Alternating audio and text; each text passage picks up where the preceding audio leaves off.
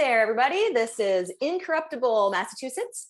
Our mission is to help you understand state politics. So we discuss why it is so broken, what we could have in our lives if we fixed it, and how you can get involved. So today we are going to be talking about young people in Massachusetts. And we have here at least one young person in Massachusetts, depending on how you define young. We're here with with our excellent compatriot, Martha Durkee-Neuman. Hope I pronounced that right. First, let me just have our regulars, Jordan and Jonathan, introduce themselves, and then we'll get to our wonderful guest, Martha. My name's Jordan Berg Powers. I use he, him. And recently somebody said to myself, face that I'm the grandfather of progressive Massachusetts politics. So this should be an interesting conversation. I'm Jonathan Cohn, he, him. The comment reminded me of how when I turned 30 a few years ago, I'll be turning 33 in September. One of my first thoughts was, I'm no longer in the 18 to 29-year-old bracket for falling notes. Yep. I am Anna Callahan, she, her. I am definitely no longer in that bracket. And yeah, we are super happy to have Martha here. Martha, do you want to first just introduce yourself? And after that, I would love to hear your story of getting involved in politics early as a young person. Absolutely. Well, thank you so much, Incorruptible Mass folks, for having me. I'm so excited to be here and to get to have this conversation. And I miss the days in which we sat around the Mass Alliance office or the Progressive Mass desk and talked like this. And so this is just a joy to get to chat politics with y'all in this way.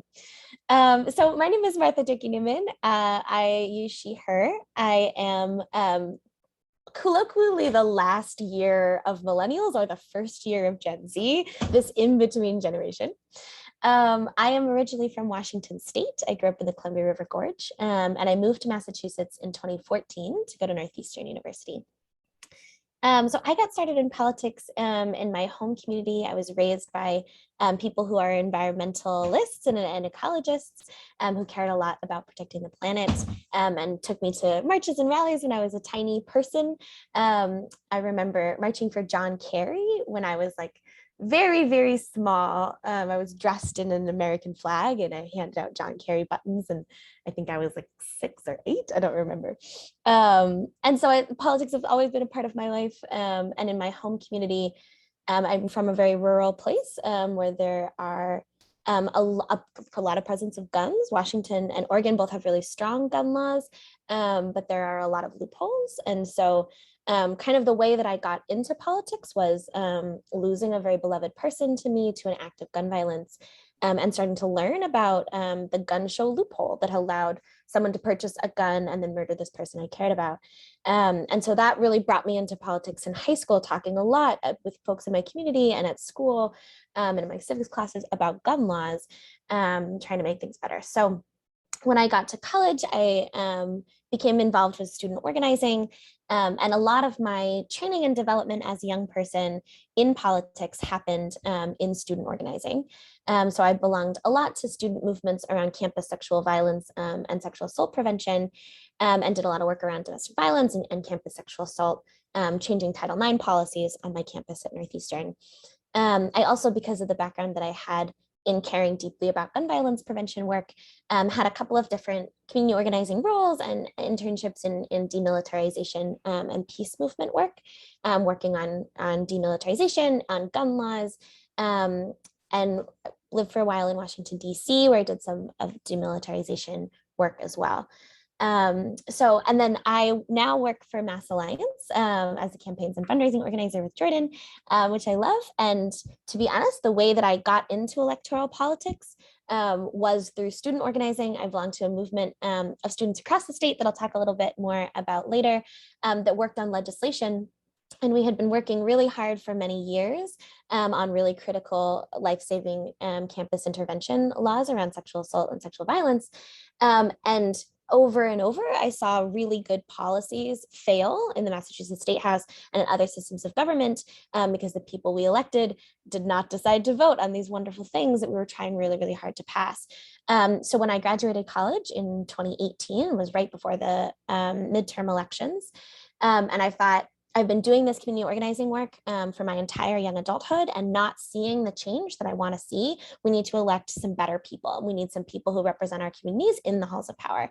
And that's what brought me to Mass Alliance and brought me into electoral work, was this kind of arc of seeing really good policies fail and coming into the idea that we need to elect better people and have people to represent us in the halls of power. So for the past couple of years, I have worked for Mass Alliance, doing legislative organizing, doing electoral campaigning, working with young people. I help run our internship program, which is really wonderful. And we get to work with some incredible young people in Massachusetts politics, some up and coming, our next generation of people who will be progressive leaders, which is really wonderful.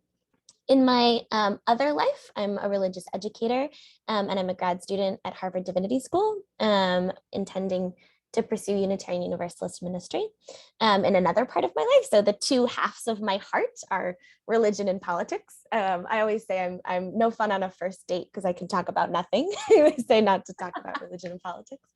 But those are the two what are you things talking I about at the feel dinner table? no work, can't talk about work at all. And so I always say in my life as a religious educator, when I'm telling stories with children, that the stories are intended for those who are young and those who are young at heart. So y'all are both young and young at heart. Oh, amazing. Great. It's so good to hear your background and how kind of early you got involved. And, this reminder for folks who are, my age and whatever, that gun violence, man, this is a bubbling movement.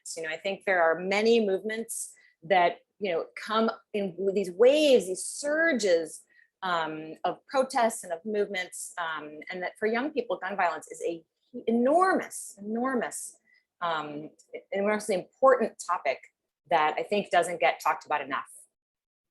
Absolutely. And I think that there's a bit of a generational shift if you are the generation that grew up with active shooter drills or the generation that grew up before active shooter drills, and how really traumatizing those are for young people. And if you were a young person watching Sandy Hook, your experience of gun violence in America versus an adult person, your ability to kind of receive that information from the news. If you're a young person watching, if you're a child watching and saying, these are children like me in the place where you should be safe, which is school, becoming a not safe place. Like, honestly, growing up in with an understanding of gun violence has really shaped a lot of my adulthood and shaped a lot of my community organizing. And the way that I think about safety and the way that I think about community safety has been really shaped by being a part of this generation. And you see, like, the Parkland students, who was amazing emergence of youth and young adult activism and organizing, was really kind of a hallmark of the generation that currently is coming into political power, right? Gen Z is coming up, and folks, the Parkland students who are kind of the older of Gen Z, really coming into their activism in this public way, has been really powerful, visible representation of youth and young adult community organizing. One quick thing that I wanted to chime in that I really appreciated in kind of a connection that you kind of made initial discussion is of the role of, let's say, like a peace, demilitarization, general approach of that and connecting to combating gun violence. Because you definitely have a strong like the general world of gun violence prevention advocacy often has a tension with it on that point of whether you emphasize a kind of community wholeness, public health lens that kind of can easily sag into a kind of a discussions of peace or demilitarization, or a public safety, or a kind of a public safety mentality that ends up too closely reinforcing an existing kind of police-driven view of public safety, where like, and that there's kind of a fundamental tension in much of that. And like, what role do police have in gun violence prevention, and can they ever get at the underlying root? Yeah. Oh, absolutely. So one of the first professional role I ever had in organizing was with a peace movement organization, and so the peace movement is really close to my heart, and I love the peace movement. And a lot of folks in the peace movement who kind of are at the forefront of that movement are older folks. And there's a lot of really amazing cross-generational and intergenerational organizing. And I've been asked a lot within the peace movement, like, what is the way that we get young people involved in the peace movement, which is a question I love. And the thing that always comes to mind is a lot of the young people that I am in community with are drawing really deep connections between demilitarization at home and abroad, right? So this kind of old guard peace, like end all wars, bring our troops home, all of that, which is really, really important and deep work.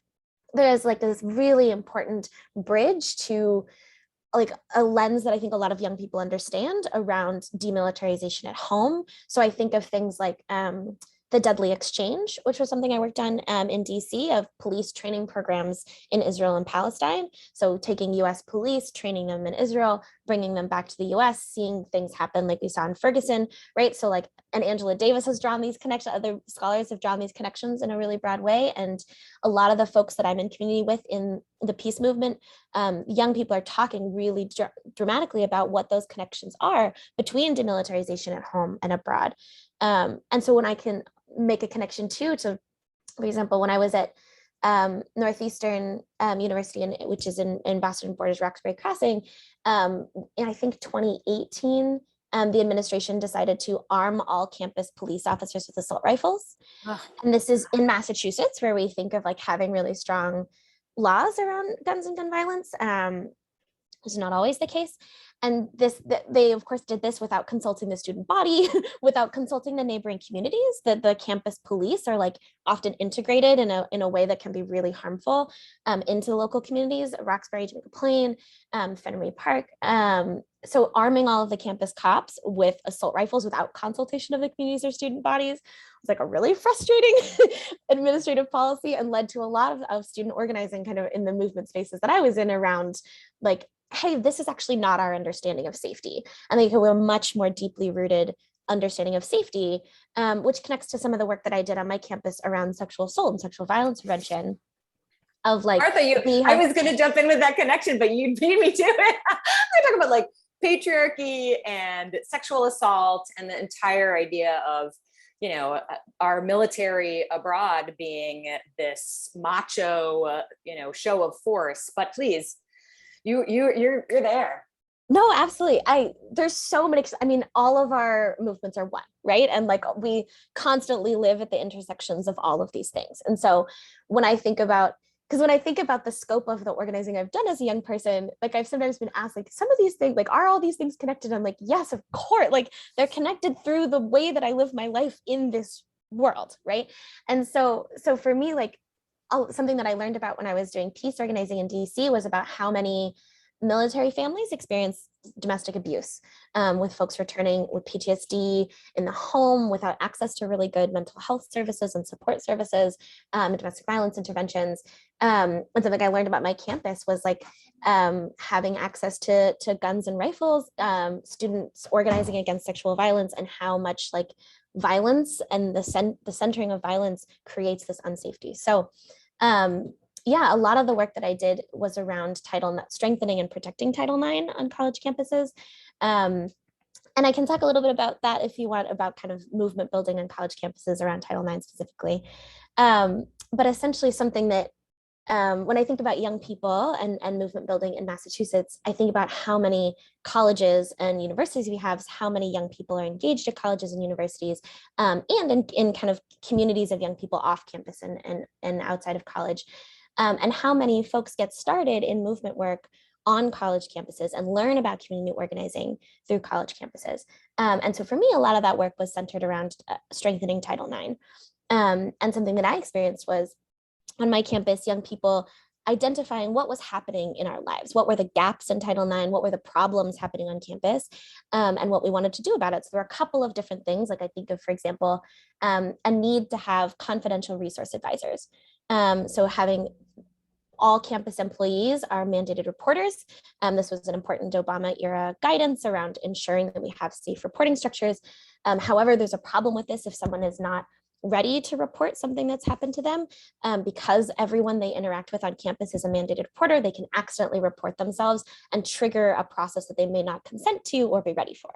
So there's a gap in needing to have confidential resource advisors to help students understand and navigate the system on campus of support services for sexual survivors and reporting options. So as one example, so this is a problem that I felt at Northeastern. And so we started organizing around it. We brought students together. I learned about a lot of different kinds of organizing tactics, right? We like did a banner drop and we chalked campus and we distributed leaflets and we had popular education meetings and we created a back channel, right? So we knew that we couldn't tell students, if you need access to resources, talk to XYZ person. We knew that wasn't possible because you could accidentally report. So we said, here's a back channel we'll create that ensures students can be safe when they're accessing these types of services. So all these different kinds of community organizing tactics that I didn't realize when I was a student could translate into the broader communities that I was a part of, but I could witness them playing out on my campus. And so we did a lot of this work, microcosm in this one campus. I started meeting other students from schools all over the state. We came together, the colleges of the Fenway, so all these different colleges that border Fenway Park, and worked on a Take Back the Night movement together. And when we started talking, I realized that students at other campuses were working on this exact same policy around confidential resource advisors. We got connected eventually to some students from Harvard and from across the state who were saying, had the same experience as us of like, all these students isolated on these campuses across the state are all working on the same policy. What would it look like to come together, take it one step up and work on legislation together? And so there were a couple of students at Harvard who in 2014 started writing a bill around campus climate surveys. And then later kind of joined in with some organizations across the state, Jane Doe, the Victim Rights Law Center, some others, in writing a larger package of bills and pieces of legislation responding to and strengthening and protecting Title IX in Massachusetts, including this piece that was really dear to me around confidential resource advisors and some others. And this was grounded in students' lived experience with Title IX. And so we kind of came together of all these students all across the state to work on this legislation together. And in my theory of change, I thought, okay, we were all siloed on our campuses. Now we're going to come together, we're going to build this movement, and we're going to pass legislation across the state that's going to protect every student in Massachusetts. We're no longer going to have to be alone on our campuses doing this on our own. Instead, we're going to have the legislature, all these people who are going to help us have our backs and protect us. Did you say the legislature was going to have your back and protect you? Oh, please, yeah. I was naive. I was 20 years old. I didn't know how the state house worked. I thought if we went in, if we told our stories, if we said, here's this amazing bill that students, survivors, and advocates have written together, maybe our legislature will help us out. Did not turn out to be the case, as we can see. So this bill on campus climate surveys and then the subsequent kind of omnibus campus sexual assault bill was first proposed in 2016, proposed again in 2018, proposed again in 2020. It took from the time it was written in 2014, this set of bills passed in Massachusetts on January 6th, 2021. So it took 7 years from start to completion in Massachusetts to pass what are actually very basic protections for survivors of sexual assault. In this 7-year negotiation process, a lot of the parts of the bill that have to do with, for example, preponderance of the evidence standards, clear and convincing, all of this legal things around how to litigate sexual assault on college campuses that is also really important. We were advised by some of these legislators that this was too controversial and hard to pass. So the things that ended up passing were the most universal, most non-controversial, most non-problematic, the like simplest things. For example, having 1 to 2 people on a college campus that can be confidential support services for survivors. Mandating campus climate surveys, which is just data collection. It is just data collection.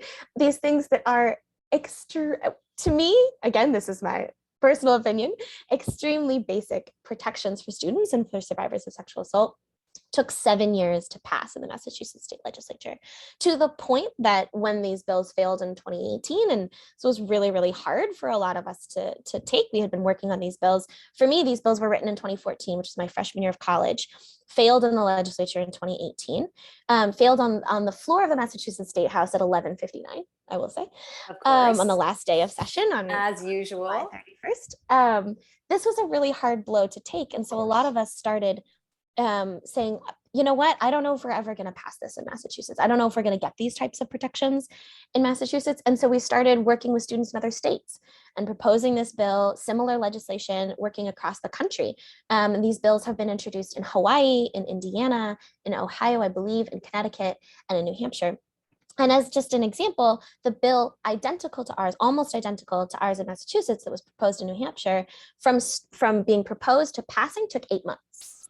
What? And A regular legislative session? What a sort of craziness is that?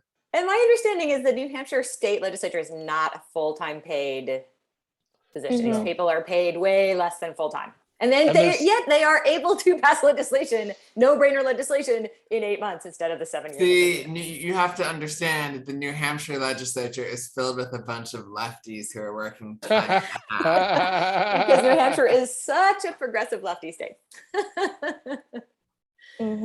Oh my goodness. So these legislators in New Hampshire who are part-time, who are underpaid, and who probably should be paid more, were able to pass this very simple piece of legislation in 8 months, went to Governor Sununu, and was signed almost immediately. When our bill was passed, it went to Charlie Baker and was punted around a bunch again, came back to us, went back to on and on and on and on. So for me, as a young person coming up into politics, being raised into a Massachusetts political tradition, this was kind of a stark experience of saying I came into this with hopes. I remember being 19 or 20 and going into a meeting with Chairman Jeff Sanchez and the chairman at the time of the Higher Education Committee, Jeff Roy, and us saying, okay, we're here, we're going to tell our stories. A lot of us were survivors of sexual assault. All these students are going to speak powerfully about their experience, and these legislators who have the ability to pass this bill. And they told us, no, we can't pass it. The state house is XYZ, the speaker is XYZ, whatever. And I remember being 19 and being like, that can't be right.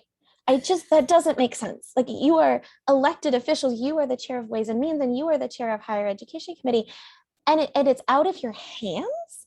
And I feel like having this experience of being this young and having this lobbying experience was, really set the stage for me for what the rest of my career in Massachusetts politics was going to feel like. There is a great quote from Bernie Sanders. I don't remember what it is exactly, but where he's like, if you feel despair, if you feel like giving up, that is what they want you to feel. Yeah. It also reminds me of this weird dynamic in the legislature where people who do end up having positions of like a chair or a vice chair simultaneously like to inflate the power of their position and minimize the power of their position in ways that can't both be true. Where it's kind of like when talking to people who could like help you get reelected, for instance, or who want sometimes you can basically kind of puff out your chest, right, as a chair, and talk about how important it is to reelect you because of how much power you have and how much you can deliver. But at the same time, when people ask you for your things, oh, my hands are tied, I don't actually have that much power in this role, it's everybody above me. And it's this weird tension that often exists there, where it's somehow the answer is always whatever is most politically convenient at the moment. Yeah, absolutely. I will say that I had this meeting of the Jeffs that I was just thinking about, in which Chairman Sanchez was, I will say, just like very rude to a survivor advocate that was a dear friend of mine who was telling her story, and like he was just like very rude to her.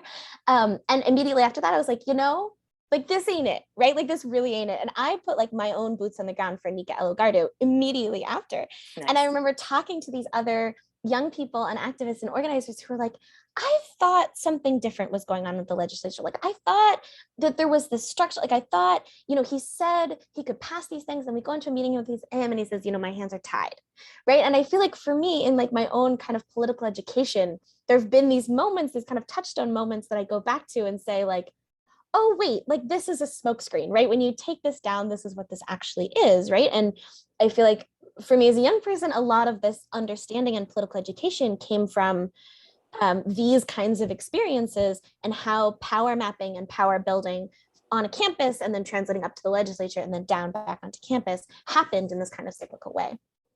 Yeah, absolutely.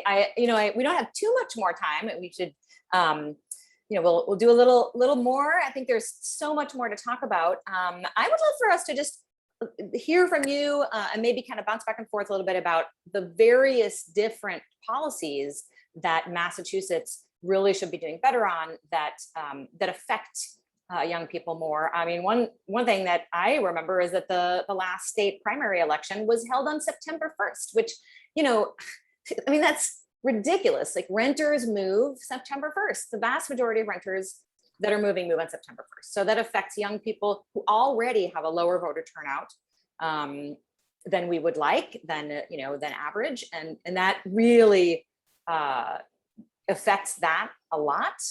But climate is the one that everybody thinks of. But you were also talking about renters' rights, about housing. I would love to hear from you and from my compatriot regulars here about other issues that our state house really should be acting on. Yeah, absolutely. I mean, I think September 1st raises so many feelings for me. I'm moving on September 1st in like 2 weeks. And so this is like extremely timely. But I would say one of the biggest things for me, for a lot of young people that I'm in community with, that it would be great to have some legislative or statewide support on is around housing. So overturning the ban on rent control, ensuring that there are affordable options in the city, renters' rights and protections. I know that in the past, I have literally sought out law students as roommates because I'm like, my landlord says things and I have literally no idea if that is within my protection or not. Like, who's a law student who wants to live with me because I don't know how to read a lease? Like, I don't know what my rights and protections are. I could tell you so many horror stories of landlords I've had in Massachusetts and what they have done to young people that didn't know, like, what I am allowed to ask for and not ask for, what is abuse, what is right, what are my tenants' protections. So affordable housing is huge, especially in a city where rental costs are astronomical. And brokers' fees are still somehow legal, which that kills me. I just went through this and trying to secure an apartment, and it is absolutely unreal. And I was talking to some friends in other states where this is illegal. And I was like, Dude, this is lighting money on fire. New York just banned that a few years ago, right? Back in, I think, was it 2018 or maybe, no, it wasn't 2018. It was like the session after that, right? When Democrats finally got full control after the 2018 election, and then their like omnibus housing bill. It's really only like the people that it benefits are out of town landlords. Don't we want to discourage all these out of town, out of state, out of country landlords? Don't we want to discourage that? Does somebody want to explain what it is for regular people who don't? Oh wow, I've paid so many. It doesn't cross my mind that people wouldn't know about it. I can just say from I've had to deal with it with Worcester and other cities, but I realize that that's not a regular thing for most people. Yeah, so I can just speak from my own experience this summer in searching for an apartment, is that I was prepared to pay first, last, and security because I've moved in apartments in other states and I know what is sort of standard. And the company that manages the building that I'm moving into was also like, you owe us an entire month rent as a broker's fee. And I was like, I've never heard of this before. And they were like, well, it's just standard in Massachusetts. There's no wiggle room. You just have to pay it. And I was like, what is it? Like, I even asked the broker, I was like, you didn't help us search for this apartment. Like, you provided no service. We found this apartment on our own. In fact, the person who showed me the apartment was 45 minutes late to the showing. I was like, I don't really feel like this is worth a month of rent. And they were like, no, it's just standard. And that was it. I was given no information besides you have to pay it. So I don't have any context other than it was this astronomical fee that didn't lead to anything. Yeah, any landlord can decide that they are gonna, have it, that a realtor will show their place. And then the only way to see the apartment is that someone with a key lets you into the apartment. So once they do that, you are up for an entire month of rent, thousands of dollars, $2,000, $3,000, $4,000, simply for someone to let you into the apartment once to see it before you sign the lease. did not tell us anything about this. Like if I had known that was the thing, I would have been like, give me a video walk tour. I'll sign the lease with my eyes closed, like rather than a month of rent. Do you know if they were still doing that like throughout the pandemic when like you probably wouldn't have had in-person visits? They probably still charge you for like giving you the virtual walkthrough. Oh yeah, we had to move in the middle of the pandemic. We're renters. We had to move in the middle of the pandemic. We had to move January 1st. So we were looking at places over Thanksgiving because no one was traveling. And oh yeah, we had to pay that. That's I'll say as a I have paid it both as a renter and also as a landlord. I had to give up a month's rent to somebody who got somebody in our place, but it was somebody we knew. So it was like a connection we made, but we paid, and we didn't make the person pay because we're not evil. So we paid it. We just didn't, we just paid it. But who does that? Really? This is a weird, it just doesn't make it, it's just a weird, like, I don't know, $50 seems fair. Like that's like, totally. That's like, like I mean, $50 for the service, but like, a whole month is just. Is there even any legislation currently about banning brokers' fees? Because this should be a good thing for people to start pushing for the next session. I don't believe so. I just want to say also that there's same-day registration would obviously help with this. Other states, Vermont, New Hampshire have same-day registration. Maine has same-day registration. I think Rhode Island. ACLU says that it is the #1 voting rights protection that we could pass in all 50 states. The most important thing to do.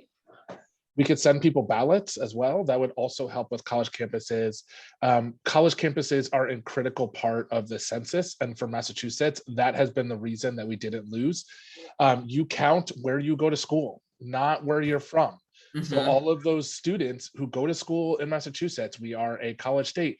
That is the reason we didn't lose it, right? That's part of the reason we didn't lose a congressional seat. It's part of the power that we have as a state.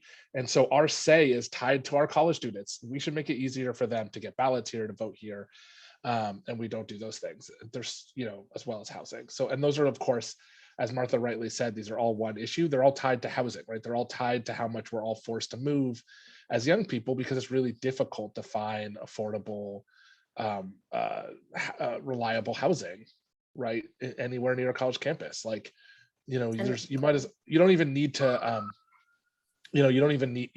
some of the most predatory owners of property are almost always around college campuses, right? Like it's almost always the worst owners are in those locations. And that's also related to Pilot. Martha, you were mentioning Pilot before, like these large institutions, these universities, they count as nonprofits. And so they fall under this law that says that nonprofits do not have to pay any of their, real estate taxes. And they have $1 billion endowments. And it really, then they don't build enough housing, which means that the students still have to pay, their own housing costs. And the community is losing all of this, real estate income. So it's a big problem that they're not paying their fair share. Yeah, absolutely. For those who don't know, Pilot is payment in lieu of taxes, which is trying to encourage these large universities that are the biggest real estate holders in the city and in the state on these colleges and universities, especially the private ones. I think that housing connects to everything. I was talking about this recently with Jordan, but I recently had to fill out a background check, which I had to provide my 7 years of residential history.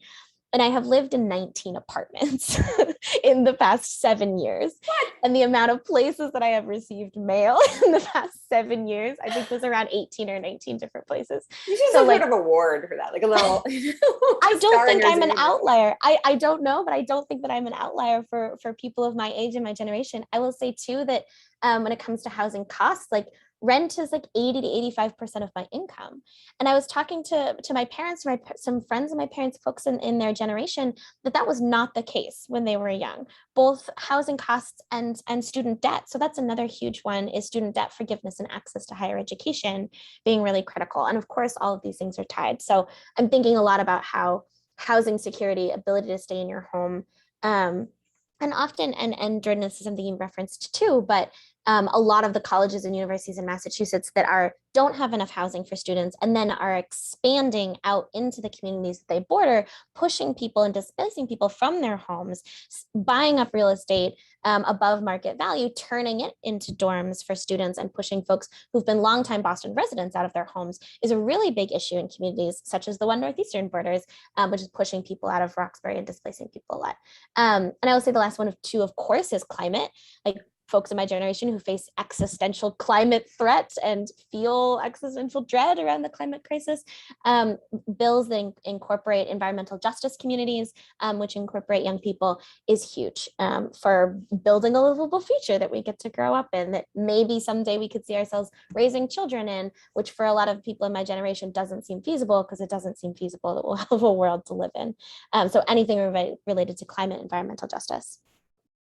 Yeah, absolutely. You know, it's super important to get more young people involved. I know Sunrise has done an amazing job, and there are other groups that really have brought young people through from the colleges, in the colleges, and then into the electoral fight. And just one final question, which is, how can we inspire more young people to be involved? How can we as organizations be better about involving young people in all of our joint intersectional fights? Yeah, absolutely.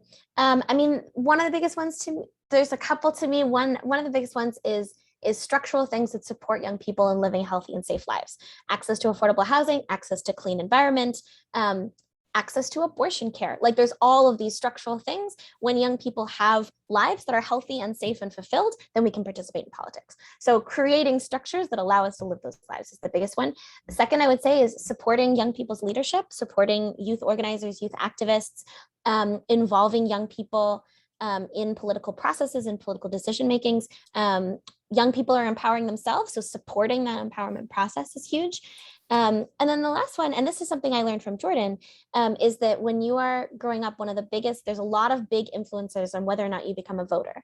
And one of the biggest ones is whether or not you go along with your parents to vote, or you start voting really early, the age that you vote and when you learn how to vote. So there's some projects around the state and around the country called Vote 16. There's an organization, Generation Citizen, that is working on civics education with young people and pushing for Vote 16, which is getting 16 and 17-year-olds access to municipal voting in municipalities around the state. There are a couple of communities that have already passed this in Massachusetts, and there's a couple of communities that are already thinking of it. But having 16 and 17-year-olds who are impacted by municipal policies all the time be able to vote in municipal elections is huge, because the younger you start voting, the more likely you are to be a regular voter in your life. So empowering young people literally with the vote is huge. And there's a lot of data that supports young people getting access to municipal votes. In Massachusetts, passing a Vote 16 policy requires a home rule petition, which has to go through the legislature. And as we know from this podcast, the legislature is not the place where things always get done with expediency. So I will say there's some urgency and need to work around home rule petitions in the Commonwealth. Maybe more on that to come on another day. But getting 16 and 17-year-olds access to the vote in municipal elections is a huge way to get more young people involved in politics throughout their life with lasting consequences. Absolutely. 100%. Well, thank you so much. What a joy to have you. It's been really great and a totally great topic. Thank you so much. We will see everybody again next week. This was so much fun. Thank you all for having me. I had a great time. Much. Yeah, thanks.